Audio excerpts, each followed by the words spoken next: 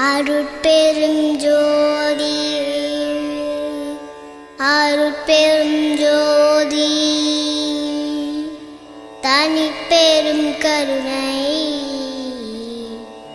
அருட்பெருஞ்சோதி. அனைவருக்கும் வணக்கம். அருட்பெருஞ்சோதி அருட்பெருஞ்சோதி தனிப்பெரும் கருணை அருட்பெருஞ்சோதி. எல்லா உயிர்களும் இன்புற்று வாழ்க. ஜோதி அருள் அறக்கட்டளை உங்களுக்காக சில கட்டணமில்லா கணினி பயிற்சி வகுப்பு நடத்துது. அந்த பயிற்சி வகுப்பை இனி வரும் ஒவ்வொரு ஞாயிற்றுக்கிழமையும் உங்களுக்காக நாங்கள் வழங்க உள்ளோம். அந்த காணொலியை நீங்கள் பார்த்து பயன்பெறுமாறு உங்களை வேண்டிக்கொள்கிறேன். அனைவருக்கும் நன்றி, வாழ்த்துக்கள். அருட்பெருஞ்சோதி அருட்பெருஞ்சோதி தனிப்பெரும் கருணை அருட்பெருஞ்சோதி. நன்றி, வணக்கம்.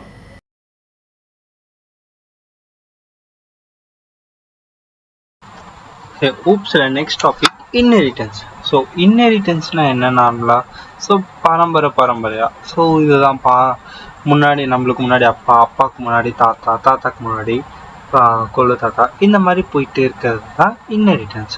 ஒன்றும் இல்லை, அவங்களோட ப்ராப்பர்ட்டி ஆர் பிஹேவியர், அவங்களோட பிஹேவியர் நம்மளுக்கு வர்றதை தான் நம்ம என்னன்னு சொல்லுவோம்னா இன்ஹெரிட்டன்ஸ் சொல்லுவோம். இங்கே பிஹேவியர் ப்ராப்பர்ட்டிஸ் என்ன பேசிகிட்டு இருக்கோம்னா மெத்தட்ஸ்ன்னு பேசிகிட்டு இருக்கோம்.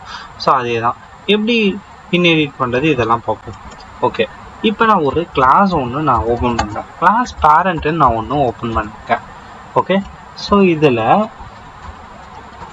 பேரண்ட் கிளாஸ்க்குள்ளே நான் ஒரு ஃபங்க்ஷன் க்ரியேட் பண்ணுறேன். என்னென்னா P1 இல்லைன்னா ரன்னுன்ட்டு நான் க்ரியேட் பண்ணுறேன். ஓகே, ரன்னுன்ட்டு ஒன்று க்ரியேட் பண்ணிட்டேன். இது செல்ஃப்ன்றது ஒரு டிஃபால்ட் ஆர்குமெண்ட்ஸ் அதுவாக க்ரியேட் ஆகிடும். இதுக்குள்ளே நான் ஜஸ்ட் பேரண்ட் கிளாஸ்ன்னு மட்டும் நான் பிரிண்ட் பண்ணுறேன். ஓகே, இன்னொரு கிளாஸ் ஒன்று க்ரியேட் பண்ணுறேன். நான் சொன்ன ஆல்ரெடி கிளாஸ் எத்தனை வேணால் க்ரியேட் பண்ணலாம்.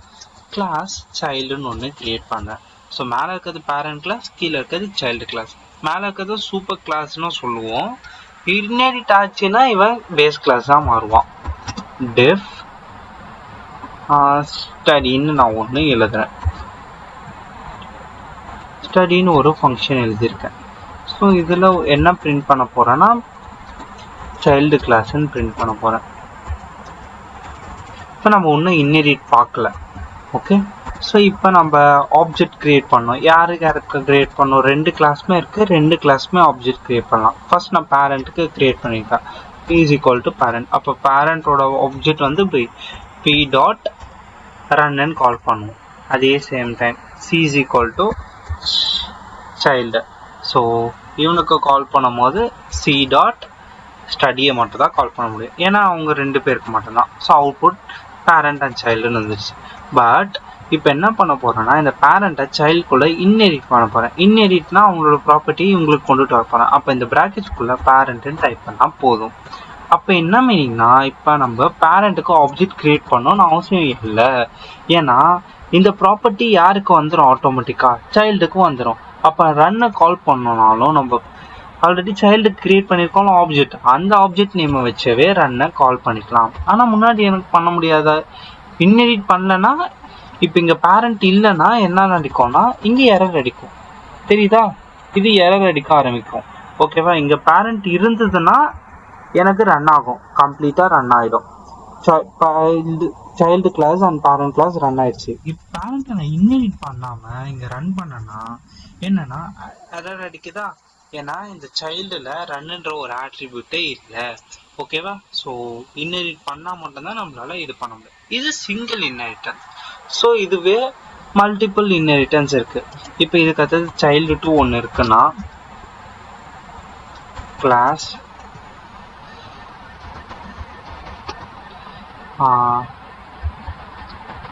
சில்ட்ரன்னு நான் வச்சிருக்கேன். சில்ட்ரன்ல அகெயின் சைல்டையே நான் வந்து இன்ஹெரிட் பண்றேன். அப்போ என்ன மீனிங்னா டெஃப்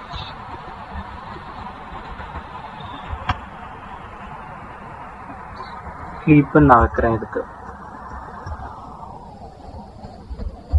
பிரிண்ட் சில்ட்ரனை பிரிண்ட் பண்றேன். வாட் இட் மீன்னா இவன் கிராண்ட் பேரண்டா மாறிடுவான். இவன் ஒரு பேரண்ட்டை இவன் நடுவில் ஒரு சைல்டை வந்து இன்னெரிட் பண்ணியிருக்கு. சைல்டு யார் இன்னெரிட் பண்ணிருக்கு? சில்ட்ரன் இன்னெரிட் பண்ணியிருக்கு. அப்போ இது என்னன்னா இவன் பேஸ் கிளாஸாக ஆக்டிவேட் ஆகிடுவான், இவன் பேரண்ட் கிளாஸ் தான் ஆஸ் யூஷுவல். ஆனால் இந்த சைல்டுன்றது இன்டர்மீடியட் கிளாஸாக மாறிடும். இது வந்து மல்டி லெவல், ஒன்று கீழே, இது கீழே அப்படியே இன்னொன்று வந்ததுன்னா அது சில்ட்ரன் இன்னெரிட் பண்ணும், அப்படியே இன்னெரிட் ஆகிட்டே இருக்கும். மேலே இருக்கிறது கூட இன்னெரிட் ஆகிட்டே வரும். ஸோ அப்போ இங்கே என்னன்னா நம்ம யாருக்கு மட்டும் கிரியேட் பண்ணால் போதும்? சில்ட்ரனுக்கு மட்டும் கிரியேட் பண்ணால் போதும். எல்லாரையும் கால் பண்ணிக்கலாம். ஸ்டடி கால் பண்ணலாம், இவனை கால் பண்ணலாம், ஸ்லீப் கால் பண்ணலாம், எல்லாரையுமே கால் பண்ணிக்கலாம். இது வந்து மல்டி லெவல். ஸோ இதுவே வந்து இன்னொன்று ஹைராரிக்கல். ஹைராரிக்கல் என்னன்னா ஒரு பேரண்ட் 2 சைல்டு. அப்போ இங்கேயும் பேரண்ட் தான் இன்னெரிட் ஆயிருக்கும்,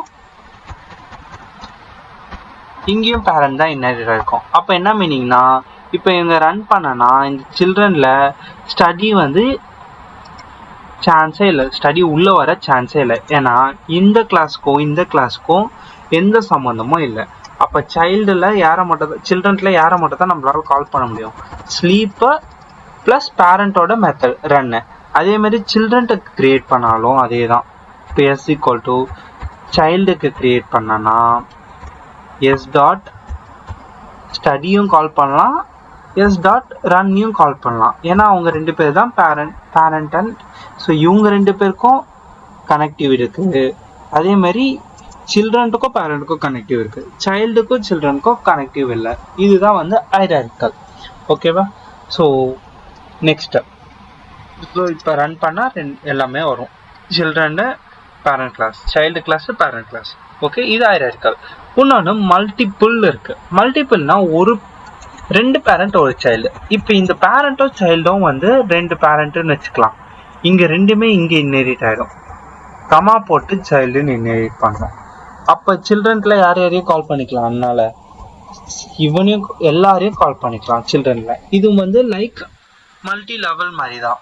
ஓகே, மல்டி லெவல் என்னன்னா பேரண்ட் சைல்டு கூட இன்னெரிட் ஆயிருக்கும், சைல்டு சில்ட்ரன் கூட இன்னெரிட் ஆயிருக்கும். அப்போ சைல்டுக்கும் பேரண்ட்க்கும் ஒரு கனெக்ஷன் இருக்கும். பட் ஆனால் இங்கே என்னன்னா சைல்டுக்கும் பேரண்ட்டுக்கும் கனெக்ஷன் இல்லை. சில்ட்ரன் அண்ட் சைல்டுக்கு கனெக்ஷன், சில்ட்ரன் அண்ட் பேரண்ட்டுக்கு மட்டும் தான் கனெக்ஷன். இவங்க 2 பேருக்கும் கனெக்ஷன் கிடையாது. ஆனால் மல்டி லெவலில் இவங்க 2 பேருக்கும் கனெக்ஷன் இருக்கும். ஓகே, அப்போ இங்கே என்ன பண்ணிக்கலாம்? 3 பேரையும் கால் பண்ணலாம். இதுதான் வந்து எல்லாரையும் கால் பண்ணிக்கலாம். இவன் தான் வந்து மல்டிபிள். ஓகே, இவ்வளோதான். இது hierarchical, inheritance. Next polymorphism. So பாலிமார்பிசம்ல 2 டைப் இருக்குது. மெத்தட் ஓவர் ரோடிங், இன்னொன்று ஓவர் ரைடிங். நம்மளுக்கு ஓவர் ரைடிங் வந்து இங்கே சப்போர்ட் பண்ணாது. ஸோ ஓவர் லோடிங் மட்டும்தான். ஸோ எப்படி அது பண்ணலாம்? ஓவர் லோடிங்னா என்னன்னா இப்போ என்ன இருக்குது, இங்கே ஒரு கிளாஸ் நேம் இருக்கா, இங்கேயும் ஒரு கிளாஸ் நேம் இருக்குது. இங்கே 2 ஃபங்க்ஷன் நேமும் என்னதான் சேம் தான். கரெக்டா? ஸோ 2 ஃபங்க்ஷன் நேமும் சேம் தான். அதனால இதை என்ன சொல்லுவோம்னா ஓவர் ரைடிங் சொல்லுவோம். இதுதான் பாலிமார்பிசம். ஒரே ஃபங்க்ஷன் நேம் 2 கிளாஸ்லயும் இருக்குன்னா அது பேர் தான் இது பாலிமார்பிசம். இதுல ஓவர் ரைடிங், இது ஓவர் ரைடிங். ஓகேவா? ஓவர் லோடிங்னாலும் அதே தான். ஓவர் லோடிங்னா என்னன்னா சேம் ஃபங்க்ஷன் நேம் தான் இருக்கும், பட் டிஃப்ரெண்ட் இன் பேராமீட்டர்ஸ். நம்மளுக்கு ஒன்று சப்போர்ட் ஆகாது இங்கே. ஓகே, பாலினா என்னன்னா மெனி, மார்பிசம்னா பிஹேவியர்.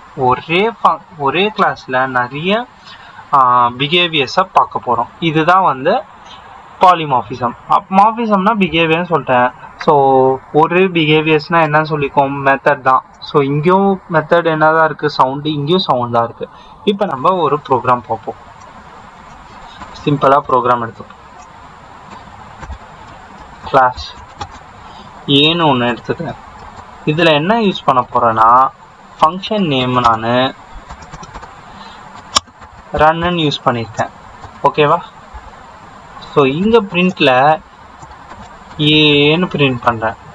இன்னொரு கிளாஸ் எடுக்க போகிறேன், கிளாஸ் பீன்ட்டு.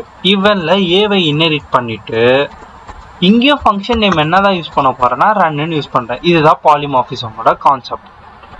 ஓகே, இங்கே பிபின்னு கிரியேட் பண்ணுறேன். இப்போ என்ன பண்ண போகிறேன்னா பிக்கு ஆப்ஜெக்ட் கிரியேட் பண்ணாவே போதும்ல, நான் ஏவியும் கால் பண்ணிக்கலாம். b1 = b.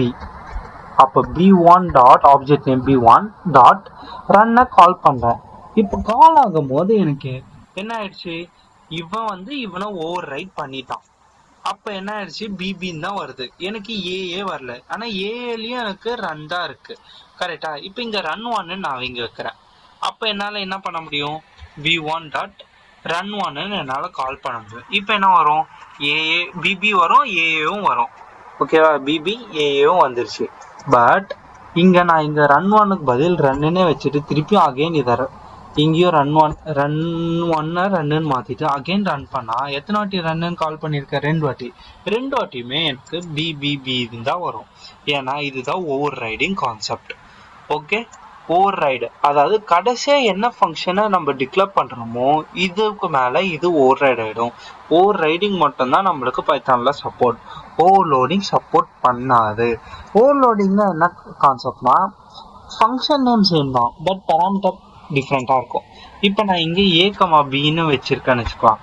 ஏஏஏ இது ரெண்டுத்தையும் ஆட் பண்ண போகிறேன்னு வச்சுக்கலாம், ஏ plus BA. Okay,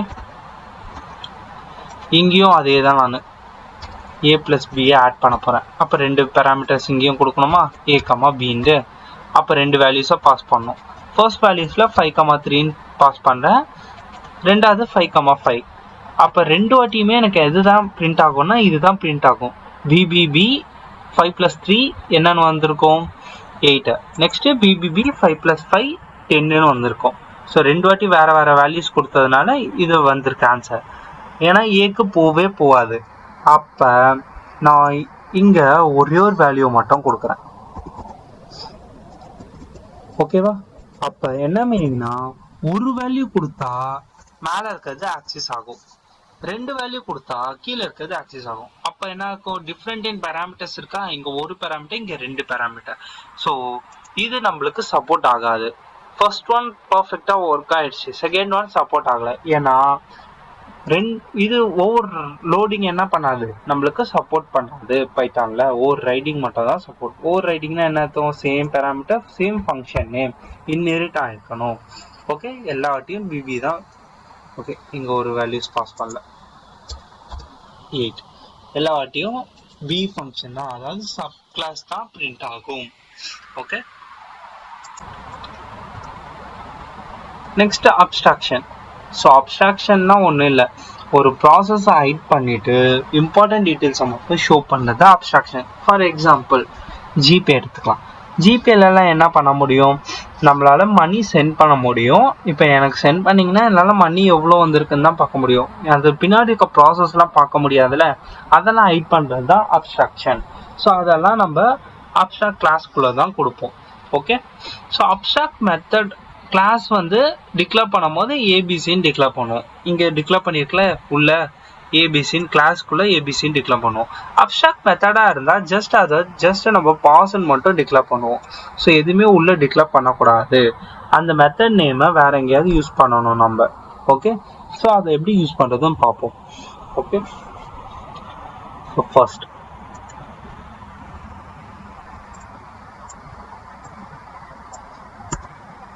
class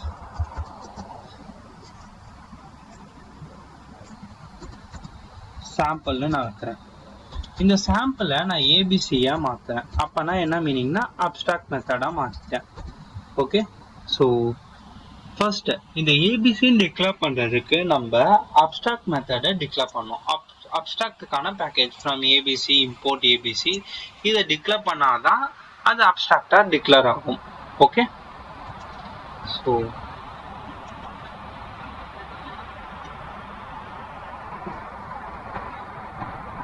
class sample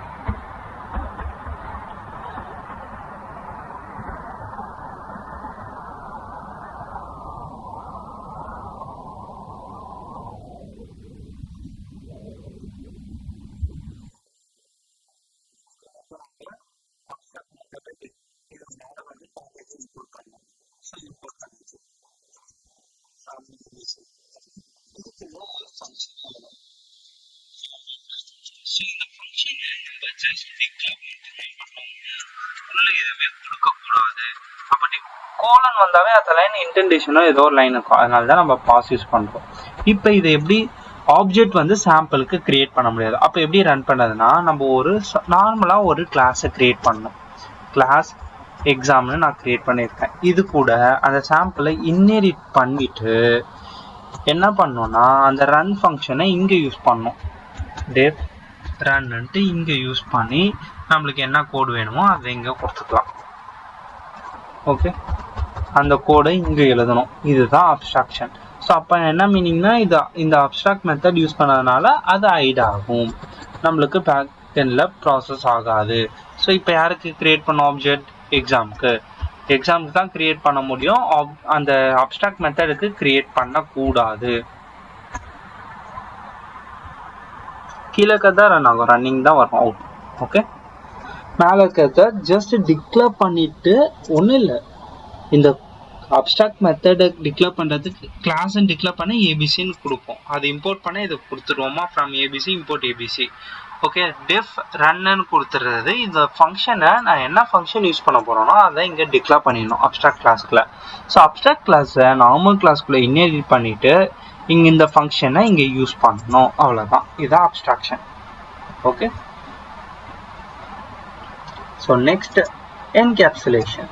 so என்கேப்சுலேஷன்னா நார்மலாக என்ன, எல்லா கேப்சூல்னால் என்ன, எல்லா நம்ம மருந்து போடுவோம் கேப்சூல் டேப்லெட்ஸ் ப்ராப்ளம்ல, அதில் என்ன ஆகும், கேப்சூல்குள்ளே எல்லாமே உள்ள அந்த மெடிசன் எல்லாமே இருக்கும். அதே மாதிரி தான் இங்கே எல்லா மெத்தட்ஸு வேரியபிள்ஸ் எல்லாத்தையும்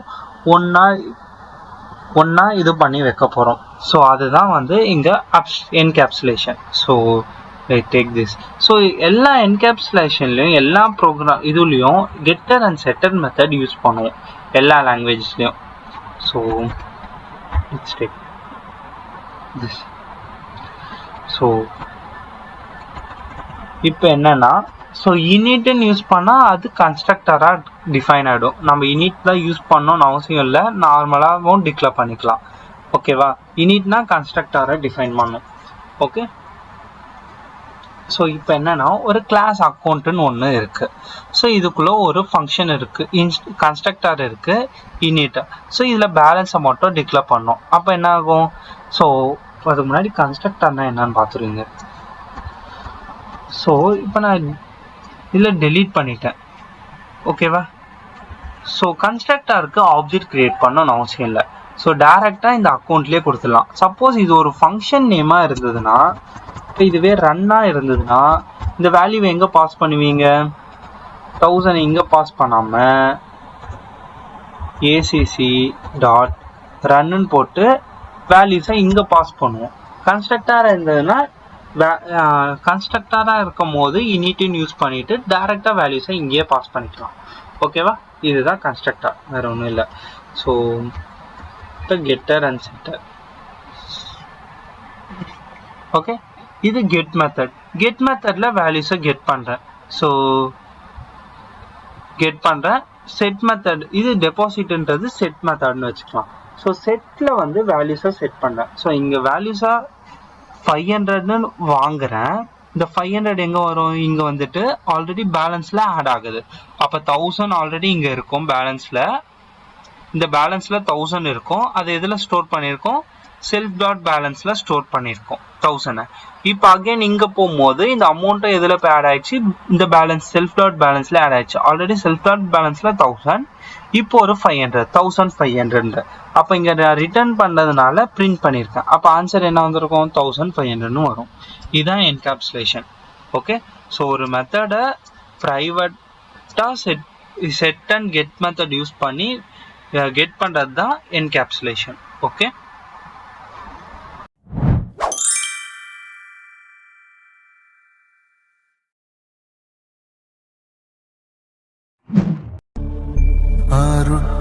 அருட்பெருஞ்சோதி அருட்பெருஞ்சோதி தனிப்பெருங்கருணை